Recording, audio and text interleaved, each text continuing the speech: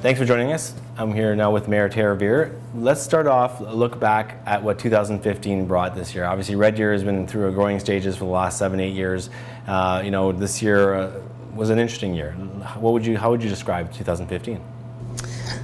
Oh my goodness, I love sitting down and thank you, Renee, for the opportunity to do this with Channel 6.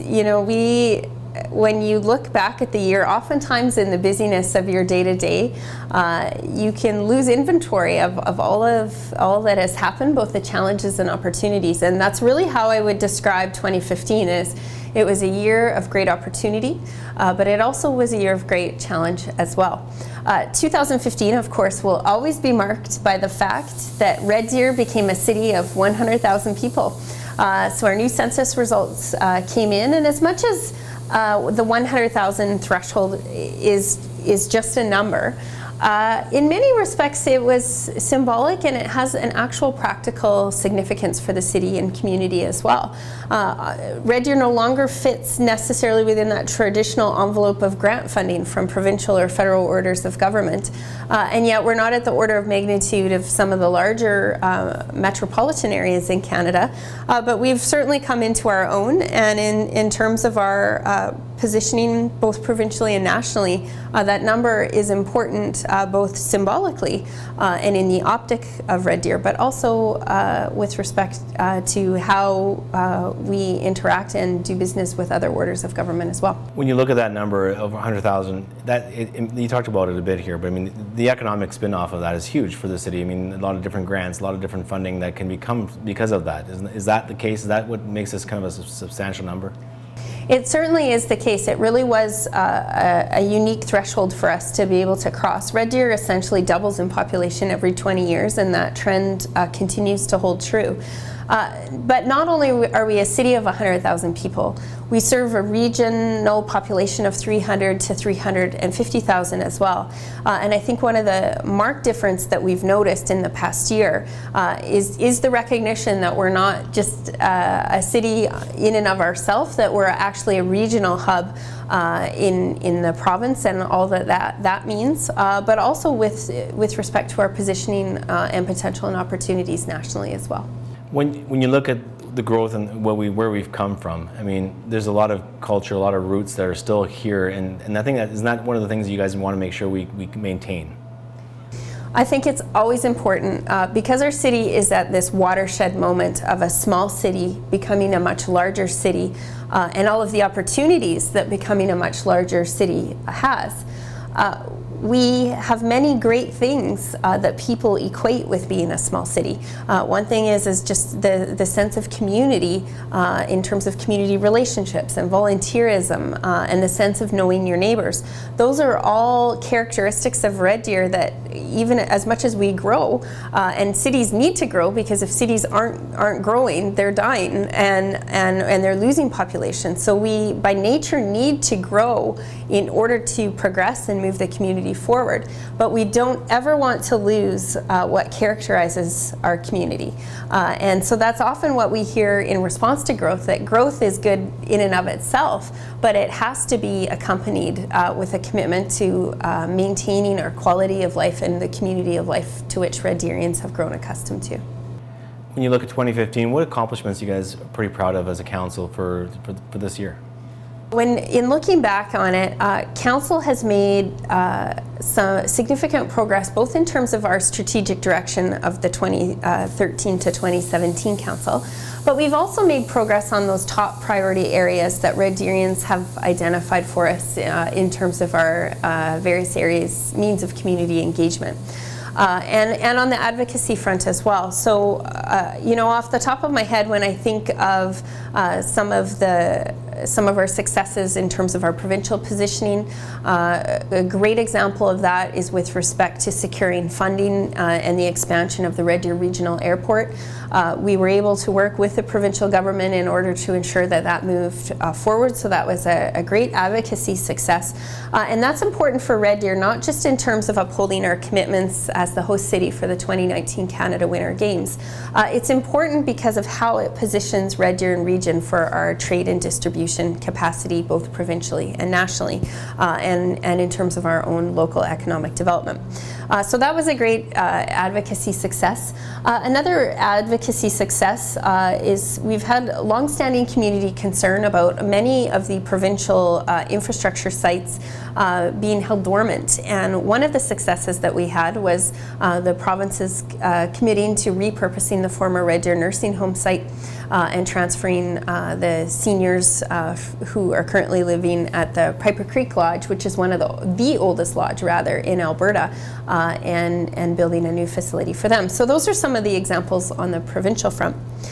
In thinking on Council's strategic direction, Council's strategic direction has identified a couple of key pillars for us, which ultimately are our change or our transformative agenda. And those are with respect to exercising financial leadership, engaging the community, and our third one in terms of building a community of spaces and places that build the type of quality of life that Red Deerians want.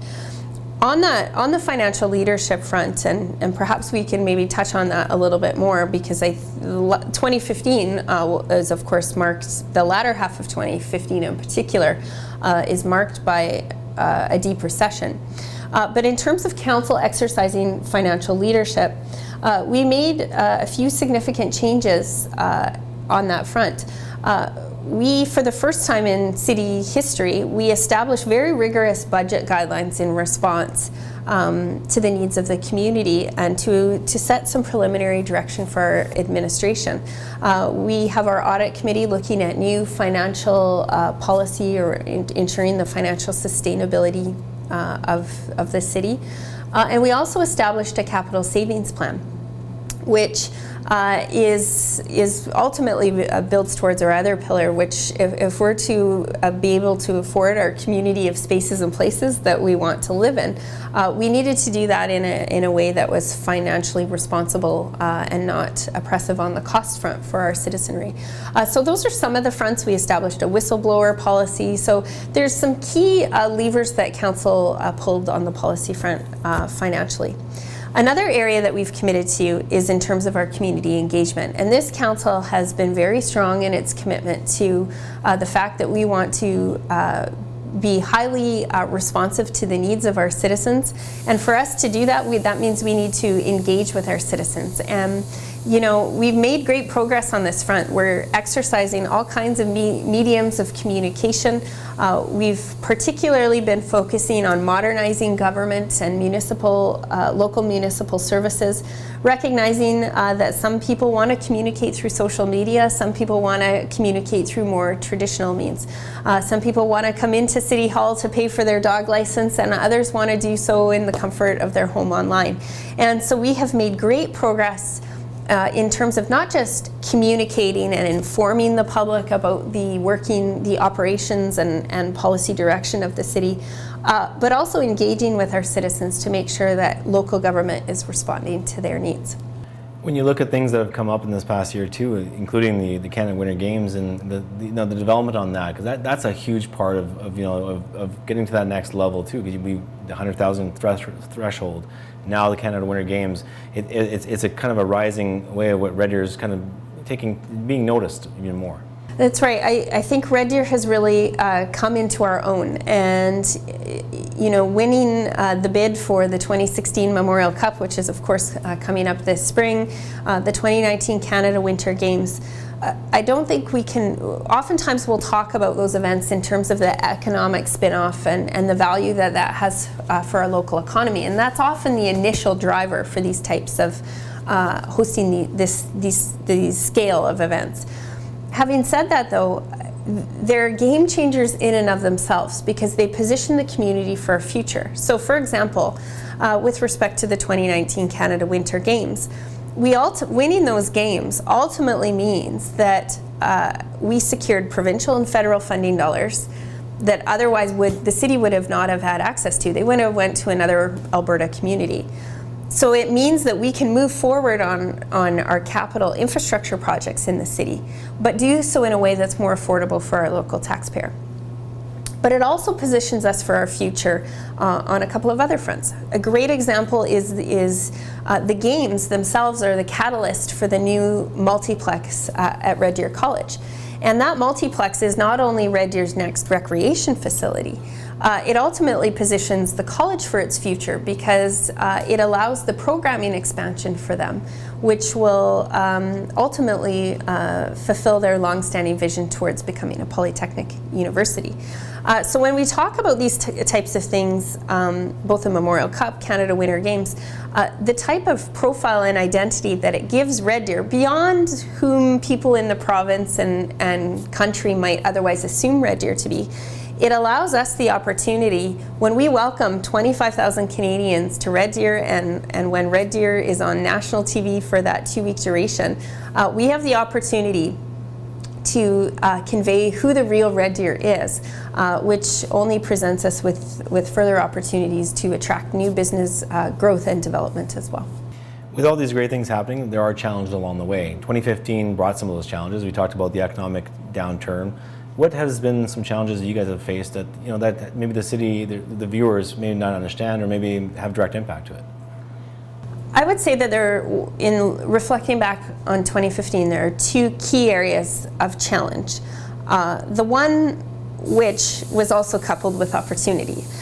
So first was the fact that we were faced with 2 completely new governments, both at the provincial and federal level. And it wasn't just new governments, they were actually governments that were in third-party position that the public chose to form government. So that presented its own challenges and opportunities. I'll start with challenges though, because essentially at any given time, particularly with the provincial government, municipalities, because municipalities are subject to direct legislation of the provincial government, we work closely with them, and at many times we live in a culture of uncertainty because their decisions have direct impact on our decisions. And sometimes keep us from pulling levers that we otherwise might choose to exercise. What happened, I think, with a new government forming is, I'll use the courthouse as a great example of, we really were at the end zone with the former government, not in terms of getting a decision around a capital build for the courthouse, but we were in the end zone in terms of getting a decision on the land that we have been holding for that courthouse. And so then when the former government fell and the new government took power, I feel very confident that we'll still get back to the end zone. It's just that we lose the opportunity cost on the time in that interim time because we really needed to start over again in terms of establishing new relationships with the new premier, the new cabinet, and our new local MLAs as well. And so I identify it as a challenge because of the time that's been lost. But having said that, it presents us with opportunities as well because, in some respects, you really can capitalize on and get traction on different issues that you might not have previously. So it was a challenge just in the sense of our community wants an answer, and sometimes the workings of government, oftentimes the workings of government are not always quick. But I feel very confident that we'll arrive at it. We'll get the decision that we need. The other challenge that we were faced with in 2015 is with respect to the economy. And I just finished my 12th budget, so we went through our capital budget. And I can honestly say that this budget had more uncertainties in it than in any city budget that I've ever been a part of. And the numbers that we are getting, for all intents and purposes, we are in a far deeper recession than we were in 2008. And it's deeper in a lot of respects because there is more significant job loss in Alberta, so obviously that has a direct impact on Red Deer businesses and Red Deer households. So we are still entrusted with moving the community forward and fulfilling our mandate to our public. And as a public service, we can provide, government's role often in recessions is to bring stability to a local economy. So we can't dial back completely or it would completely make for an even deeper local recession. Having said that, though, we have to be very mindful of the cost of our operations and of our regular way of going about business, because that also has a direct impact on those businesses and households. So that really is the challenge that we're navigating through, and particularly because we're in a context of two new orders of government that are bringing different financial policy to the table. And we're also functioning with far more uncertainty because particularly while the provincial government gets its legs and takes different directions because of their resource challenges. In council, you guys have been talking, it's all about the dollars and cents and watching for make sure the taxes stay at a certain level. Massaging numbers, where it's been a balancing act, and we talked to Manager Craig Curtis and talking about how those numbers, you really got to pay attention to the economy. What is the one thing in your mind that was very important that you guys stayed on and made sure that it got through or pushed through? Because I know it's a hard thing to talk about, but because there's so many different items on council's capital budget and operating budget, but the stability factor is a huge part right now, and it's in a questionable time frame. I would say there's probably a couple of areas where I think it's very important that we follow through on our commitments, and one is with respect to commitments that we have made publicly or contractually. And when we look at our budgets, we really do look at that. A great example, I think, in terms of sustaining our local economy is with respect to the 2019 Canada Winter Games, which in many respects is great because we've attracted new money to Red Deer from provincial and federal orders of government. It's funds that were committed 2 years ago. But those project builds are now occurring, so that actually brings public sector stability and progress in what is otherwise a recessionary time. It preps us for growth, a return to growth time, and it will hopefully, that public sector investment, it will eventually instill private sector confidence. So I think honoring our commitments is really important. Secondly, we really do look through all of our operations, and I can honestly say in the last 2 years we have, in terms of operational innovations and savings, when we look ahead to 2016, there will be a presentation on the cost savings and innovations. Last year I think we were in the millions and hundreds of thousands of dollars of cost savings, and that's without service level cuts to our citizens. That's just doing things perhaps a different and more efficient way. The other areas that I think it's important that we follow through on is our citizens have consistently, over the last few years, identified 3 key areas that they want us to effect change on. And that is with respect to public safety, transportation, and core municipal services. And all of those 3 areas, because the public has been so consistent in the statistically significant surveys that we've done, just so extremely consistent in communicating those, that suggests to me that those are areas of our operations that we needed to shore up.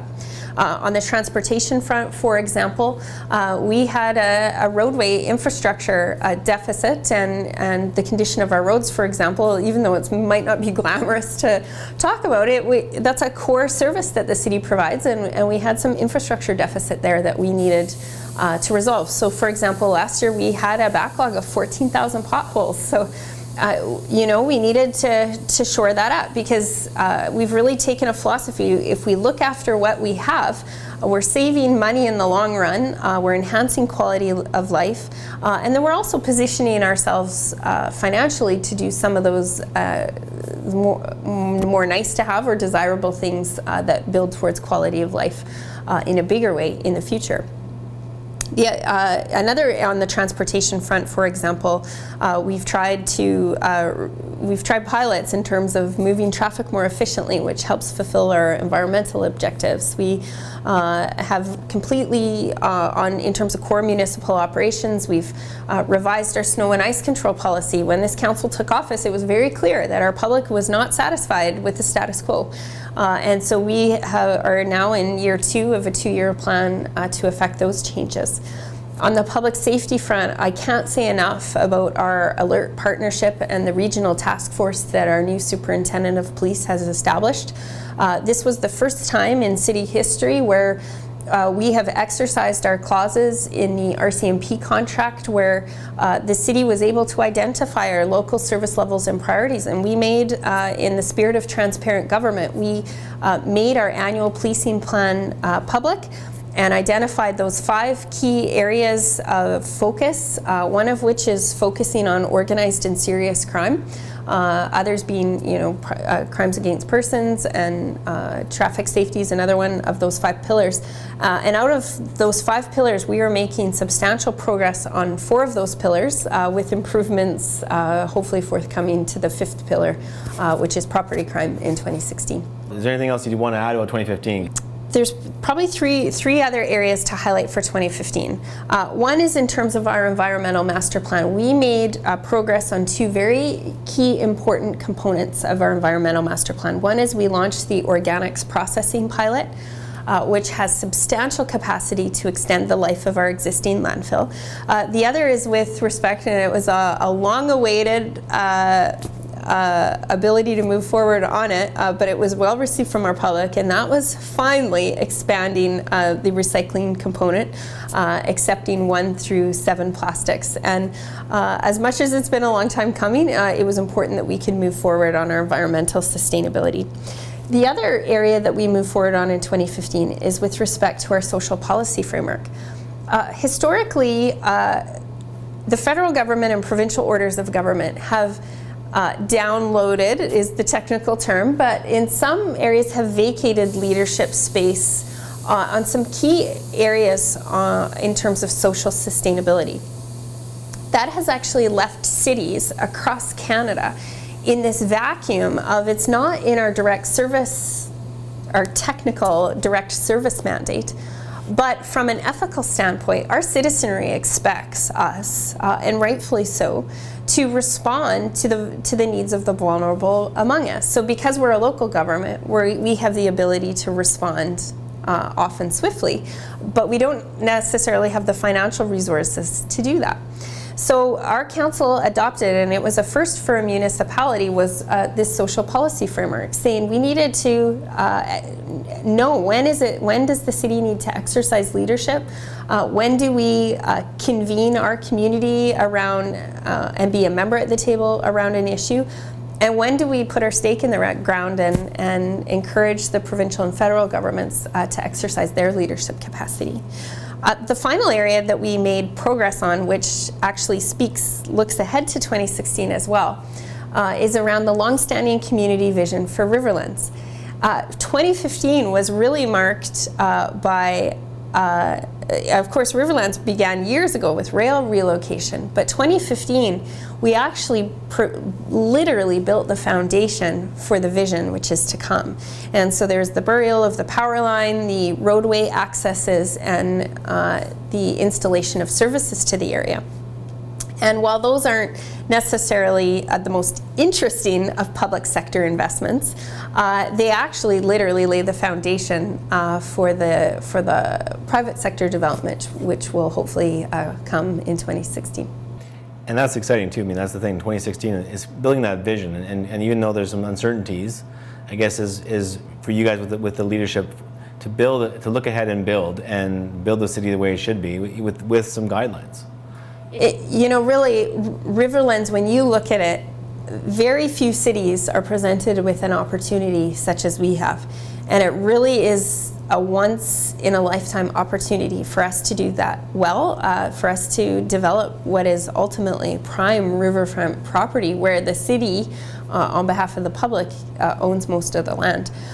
I feel very confident in 2016. So in our 2016 capital plan, we'll start to see more public sector investment there that falls more in the quality of life category. A great example of that will be with respect to the trail linkage and the boardwalk along the riverfront. So we'll start to see progress.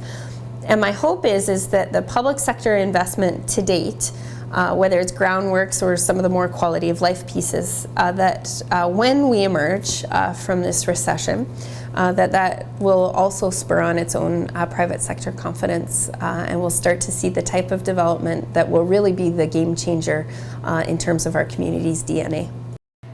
2016, well, as we talked about, brings a bit of uncertainty, but the key structure, what you guys are doing right now, building these plans and building these master plans and understanding where you guys are going, what for you is one key area that you think is, other than Riverlands, that the city has to take some initiative and leadership and going in that route? I know there's been a lot of contentious issues in the past, but is it just more or less the leadership of keeping it online, keeping the financial picture, as bleak as it may be at some times, still progressing with a low budget?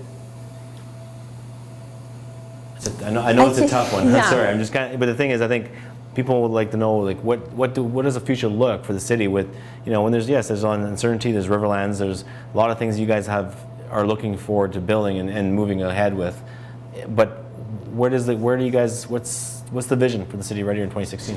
I think when we think, there are many visions on many fronts that have been adopted by our council on behalf of our community. And that's with respect to every single one of our pillars of sustainability. I think what is imperative in challenging economic times is to hold true to the big picture, to still aspire to and work towards the big picture. But to navigate our new economic normal with confidence and pragmatism, recognizing that we should not overreact, but nor should we underreact. And that always is a tenuous balance. And so my hope is that we will find that right balance so that we're moving the community forward, that we are charged to do in the mandate the public's given to us, but that we're doing it in a way that's in partnership with the people of our community. When I think of the game changers that this council has been faced with, really in 2016 you'll start to see us hone our operations in preparation for the 2019 Canada Winter Games. And it's not about the games themselves, it's actually a catalyst to energize our organization and to use the momentum and to look at our city, our city as a community, but also our city as an organization of operations serving our community, to say, what do we want Red Deer to look like and feel like and be like and offer when we welcome 25,000 Canadians. And so our council's going through an exercise right now where we're starting to hone our operational focus with that lens in mind. We've talked about Riverlands, but Riverlands really is a game changer because it is a complete expansion of our downtown, and it's ultimately about positioning Red Deer not just with an absolute advantage, but with a comparative advantage as well. And the third area that I would say that council has really focused on is we have committed over the course of we're the first city council, of course, which has the 4-year term, is we have committed to doing an operational audit or visionary overview over every department within the city. And so there's many that we can check off the list over the past couple of years. And in looking ahead to 2016, we have a complete transit overview underway as part of our objective to modernize local government and to make for more citizen-friendly government. So we have a transit review underway. We will be revisiting our environmental master plan. We are completely looking at our emergency services plan, making sure that we're meeting our timelines and safety objectives. We'll be taking on priority 3 calls for police, recognizing that when you're a citizen calling, it might be a number priority 3 in terms of how it's triaged at dispatch, but it's not a priority 3 for the citizen that's calling. So we have some key areas in our operations as well. So I would say that it's important that we look at in neither overcorrecting or undercorrecting.